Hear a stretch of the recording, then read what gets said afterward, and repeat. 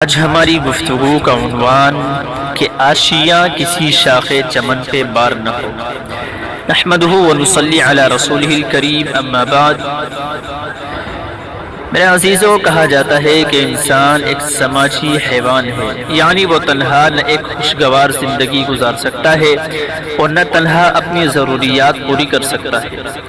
وہ نہ صرف بیوی بچوں کا محتاج ہوتا ہے بلکہ اس کو خاندان اور سماج کی بھی ضرورت ہوتی ہے۔ اسی ضرورت سے باہمی تعلقات وجود میں آتے ہیں، پڑوسیوں سے تعلق، مقامی تاجروں سے ارتباط، زندگی کے مختلف شعبوں سے تعلق رکھنے والے لوگوں سے استفادہ، سفر کرتے ہوئے سفر کے ساتھیوں کا لحاظ، گاڑی چلاتے ہوئے ان دوسرے لوگوں کا جو ہمارے ساتھ رواں دواں ہیں ان کا خیال، معالج اور مریض، تاجر اور گاہک، آجر اور مزدور، استاد اور طالب علم، حکومت کے نمائندے اور رعایا۔ غرض یہ کہ زندگی کے ایک ایک لمحے میں انسان گھر سے لے کر باہر تک ایک دوسرے سے تعلقات رکھنے پر مجبور ہے۔ جیسے بجلی کا ایک بلب روشنی دینے میں کرنٹ کا محتاج ہے، اسی طرح انسان مختلف ضرورتوں کو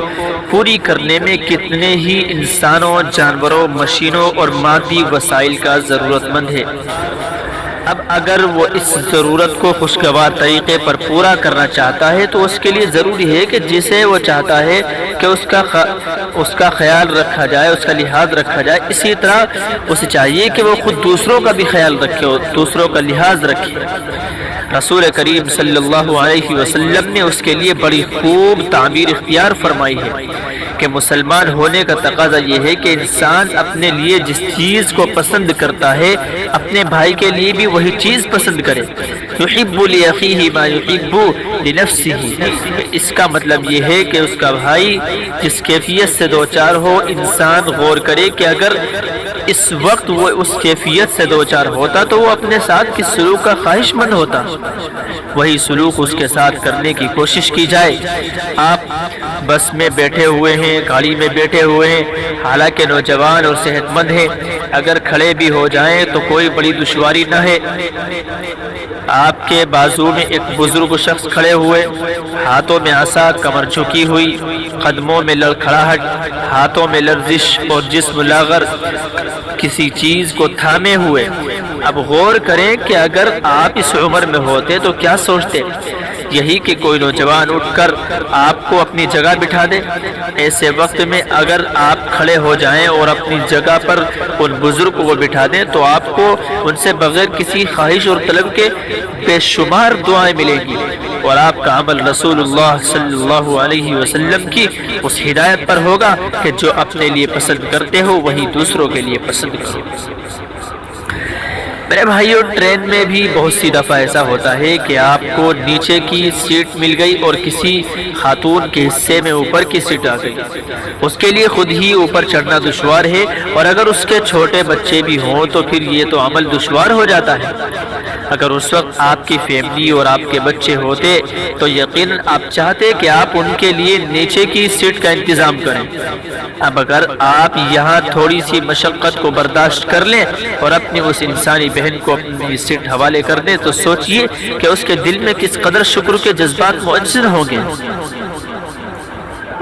میرے بھائیوں، سفر و حضر میں کتنے ہی مواقع آتے ہیں جب ایسے عمل کی ضرورت پڑتی ہے۔ یہ طرز عمل انسان کو لوگوں کی نگاہ میں محبوب بنا دیتا ہے، اور جو انسانوں کے لیے درمیان محبوب ہوتا ہے اس کو اللہ کی محبت کی حاصل ہوتی ہے۔ حضرت ابو سعید خدری رضی اللہ تعالیٰ عنہ سے رسول اللہ صلی اللہ علیہ وسلم کا ارشاد منقول ہے کہ اللہ کے نزدیک تم میں سب سے زیادہ محبوب وہ شخص ہے جو لوگوں میں سب سے زیادہ محبوب ہو، اور اللہ کے نزدیک تم میں سب سے زیادہ مبغوض ناپسندیدہ وہ شخص ہے جو لوگوں کی نظر میں ناپسندیدہ ہو۔ ایک اور حدیث میں رسول اللہ صلی اللہ علیہ وسلم نے فرمایا کہ ایمان والے کا مزاج یہ ہوتا ہے کہ وہ خود محبت کرتا ہے اور وہ اس لائق ہوتا ہے کہ اس سے محبت کی جائے۔ اس شخص میں خیر نہیں ہے جو نہ خود محبت کرتا ہے اور نہ اس سے کوئی محبت کی جاتی ہے۔ اسی لیے آپ نے حسن اخلاق کی بڑی تاکید فرمائی ہے۔ آپ نے فرمایا کہ قیامت کے دن تم میں سے وہ شخص مجھ سے قریب ہوگا جس کے اخلاق بہتر ہوں، اور مجھ سے سب سے دور وہ شخص ہوگا جس کے اخلاق خراب ہوں گے۔ میرے عزیزو، یہ تو اخلاق کا ایک پہلو ہے کہ دوسروں کے کام آیا جائے، اپنے آپ پر دوسروں کو ترجیح دی جائے، خود نقصان اٹھا کر دوسروں کو فائدہ پہنچایا جائے اور خود مشقت برداشت کر کے دوسروں کے لیے راحت و آرام کے مواقع پیدا کیے جائیں۔ یہ اخلاق احکام بعض حالات میں واجب بھی ہو جاتے ہیں لیکن زیادہ تر مستحب کے درجے میں ہیں۔ اخلاق کا دوسرا پہلو یہ ہے کہ آپ کے کسی عمل سے دوسرے کو نقصان نہ پہنچے، یہ شرعاً واجب ہے۔ قرآن و حدیث میں اس کی جزوی تفصیلات اتنی وضاحت سے ذکر کی گئی ہیں کہ عبادات کے سوا کسی اور شعبہ زندگی میں اتنی زیادہ تفصیل کا ذکر نہیں ملتا۔ چنانچہ آپ نے تو کسی ایسے عمل کو بھی پسند نہیں فرمایا جس سے جانور کو تکلیف ہو۔ آپ صلی اللہ علیہ وسلم نے جانور کے چہرے پر مارنے اور اس کو برا بھلا کہنے کی بھی ممانعت کی کہ لوگ جانوروں کو کھڑا کر کے اس پر بیٹھا کرتے تھے اور اس کو کرسی کی طرح استعمال کیا کرتے تھے۔ یہ عمل ایک تو بے ضرورت ہے، دوسرے جانور کو چلتی ہوئی حالت میں مشقت کا احساس کم ہوتا ہے اور ٹھہری ہوئی کھڑے ہوئی حالت میں مشقت کا احساس زیادہ، اس لیے آپ صلی اللہ علیہ وسلم نے اس سے منع فرمایا ہے۔ لا تتخذوها کراسی، فرمایا کہ آپ نے اس بات سے بھی منع فرمایا کہ ایک جانور پر 3 آدمی سوار ہوں۔ گویا اس میں اس بات کی طرف اشارہ ہو گیا کہ سواری چاہے جانور کی شکل میں ہو یا کسی مشین کی شکل میں، اس پر اس کی طاقت و صلاحیت کے لحاظ سے بیٹھنا چاہیے۔ اگر اس کی رعایت نہ کی گئی تو حادثات پیش آ سکتے ہیں جو خود ان کے لیے بھی نقصان کا باعث ہو سکتا ہے اور دوسرے راہگیروں کے لیے بھی۔ اس لیے ایسا عمل نہ صرف قانوناً درست نہیں ہے بلکہ شریعت میں بھی وہ درست نہیں ہے، اس کی اجازت نہیں ہے۔ آج اگر ہم اپنی عملی زندگی میں دیکھیں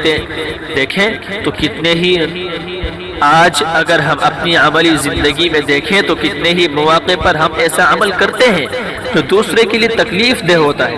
اور لطف یہ ہے کہ ہم ایسے کاموں کو اپنی عقل مندی اور ہوشیاری باور کرتے ہیں۔ مثلا بہت سے لوگ استعمال شدہ پانی کے اخراجات کے لیے نالیاں سڑک پر نکال دیتے ہیں، آنے جانے والوں کو دقت ہوتی ہے، پریشانی ہوتی ہے، انہیں تکلیف پہنچتی ہے، تعفن پھیلتا ہے، کپڑے خراب ہوتے ہیں، لیکن ہمیں اس کی پرواہ نہیں ہے۔ قانون کے مطابق تو ہمیں گھر بناتے وقت اپنی زمین کا کچھ حصہ چھوڑنا چاہیے، لیکن ہمارا حال یہ ہے کہ زمین کا کچھ حصہ چھوڑنا تو دور کی بات، ہم سڑک کے حصے میں سیڑھیاں، چبوترے، چھجے بنا لیتے ہیں جس سے آنے جانے والوں لوگوں کو پریشانی ہوتی ہے، تکلیف پہنچتی ہے، اور ہم ذرا بھی غور نہیں کرتے کہ اگر اس طرح ہم نے کوئی زمین غلط طریقے پر اپنے استعمال میں لے لی تو ہم نے ایک ہی فرد کو تکلیف نہیں پہنچائی بلکہ ہزاروں افراد کو تکلیف و مشقت میں مبتلا کر دیا اور ان کی حق تلفی کی ہے۔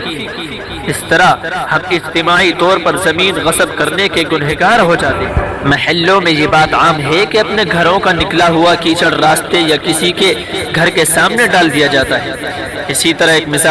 عام مزاج یہ ہے کہ راستے میں گاڑیاں کھڑی کر دی جاتی ہیں، جہاں کھڑی کرنے کی جگہ نہیں ہوتی، جہاں پارکنگ نہیں ہوتی وہاں گاڑی کھڑی کر دی جاتی ہے، اس کی وجہ سے ٹریفک جام ہوتا ہے۔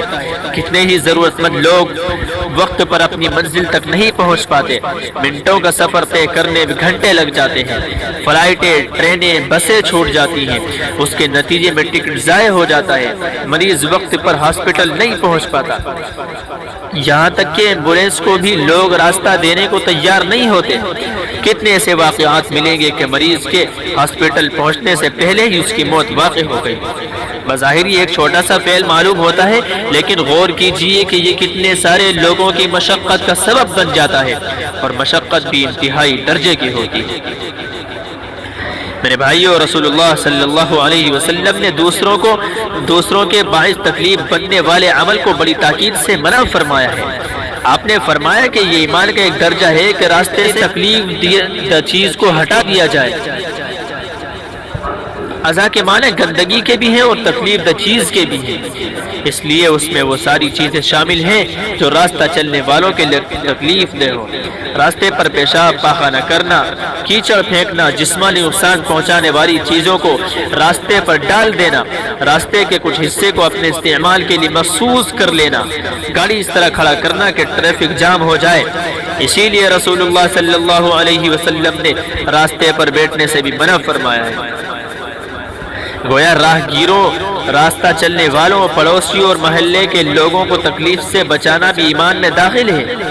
اور صرف راستے کی رکاوٹ پر ہی موقوف نہیں۔ کوئی بھی ایسا عمل جس سے کسی کی حق تلفی ہو یا کسی کے لیے تکلیف یا خوف و دہشت کا باعث ہو جائے، اس کو کر گزرنا اس ممانعات میں شامل ہے، جسے بے موقع تھوک اور بلغم پھینکنا، یہاں تک کہ آپ صلی اللہ علیہ وسلم نے فرمایا کہ اگر کوئی شخص بلغم پھینکے تو اسے زمین میں دفن کر دے، یا ایسی شکل اختیار کرے کہ یہ کسی انسان کے بدن یا کپڑے میں نہ لگے۔ عام طور پر لوگ دائیں طرف سے چلا کرتے تھے، آپ صلی اللہ علیہ وسلم نے فرمایا کہ دائیں طرف تھوک نہ پھینکو،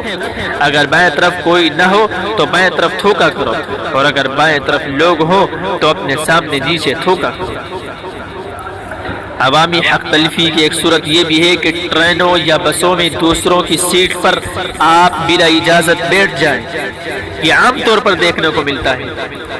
یا کچھ جو سیٹیں خواتین اور معذوروں کے لیے مخصوص کی گئی ہوں ان پر دوسرے لوگ قابض ہو جائیں۔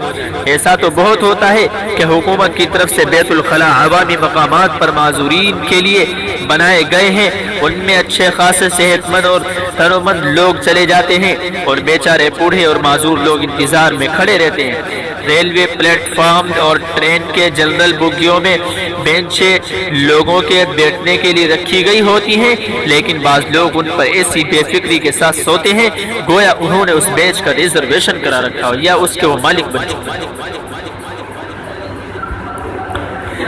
تکلیف ہی پہنچانے کی ایک صورت رہائشی علاقوں میں غیر قانونی طور پر ایسی صنعتوں کا قائم کرنا ہے جو دوسروں کے لیے تکلیف دہ ہو،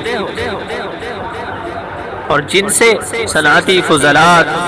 گیسوں اور دھوؤں کا اخراج ہوتا ہے۔ آپ صلی اللہ علیہ وسلم نے تو اس بات سے بھی منع فرمایا کہ رات کو سوتے وقت چراغ جلتا ہوا نہ چھوڑا جائے۔ یہ ممانعات کئی مصلحتوں کو شامل ہیں، ایک تو بلا ضرورت چراغ کے چلانے میں ایندھن کا ضیاع ہے، اور ایندھن اللہ کی بہت بڑی نعمت ہے۔ دوسرے اس سے نکلنے والا دھواں انسان کے لیے نقصان دہ ہے۔ تیسری یہ بات کہ اس سے آگ لگنے کا اندیشہ ہے۔ اسی حکم میں ایسی گاڑیاں ہیں جن میں ناقص ایندھن استعمال کیا جائے اور اس کی وجہ سے بڑی مقدار میں دھوئیں کا اخراج ہے، کیونکہ یہ ماحول کے لیے نقصان دہ اور صحت کے لیے تباہ کن ہے۔ میرے بھائیوں، گاڑیوں میں ہارن چلنے والوں کو متنبہ کرنے کے لیے ہوتا ہے، لیکن آج کل کچھ لوگ کتے کی آواز یا کسی اور جانور کی آواز یا چھوٹے بچے کی آواز کا ہارن استعمال کرتے ہیں۔ ایسا بھی ہوتا ہے کہ دو پہیوں والی گاڑی میں ٹرک اور لاری کا ہارن لگا دیا جاتا ہے۔ اس طرح کی آواز چلنے والوں کو گھبراہٹ میں مبتلا کر دیتی ہے، اور آدمی بسا اوقات توازن کھو دیتا ہے، جس کی وجہ سے حادثات پیش آ جاتے ہیں۔ بظاہر چھوٹی چھوٹی باتیں معلوم ہوتی ہیں، لیکن حقیقت یہ ہے کہ اس سے ہمارے مزاج اور طرز فکر کی عکاسی ہوتی ہے۔ جو شخص مومنانہ اخلاق کا حامل ہو، جس کے دل میں انسانیت کی محبت اور دوسرے انسانوں کا لحاظ ہو، وہ ہر ایسی بات سے بچتا ہے جو دوسروں کے لیے تکلیف کا باعث ہو۔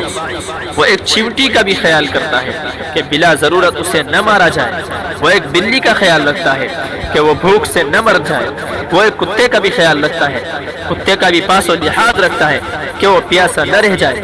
اسے یہ بات بے قرار کرتی ہے کہ اس کا کوئی عمل دوسروں کے لیے تکلیف و مشقت کا سبب بن جائے۔ تمام عمر اسی احتیاط میں گزری کہ آشیاں کسی شاخ چمن پہ بار نہ ہو، اور جس انسان کا دل دوسرے انسانوں کی تکلیف سے دکھتا نہ ہو، وہ دوسروں کا حق مار کر چند لمحوں کی راحت حاصل کرنے کو اپنی عقل مندی اور ہوشیاری باور کرتا ہے۔ دعا کریں اللہ تعالی ہمیں ان چیزوں پر عمل کرنے کی توفیق عطا فرمائے، اور دوسروں کو تکلیف پہنچانے والے عمل سے اور دوسروں کو تکلیف پہنچانے والی جو چیزیں راستے وغیرہ میں کرتے ہیں، اللہ تعالیٰ ان سے ہمیں بچنے کی توفیق عطا فرمائے۔ اللہ عمل کی توفیق عطا فرمائے۔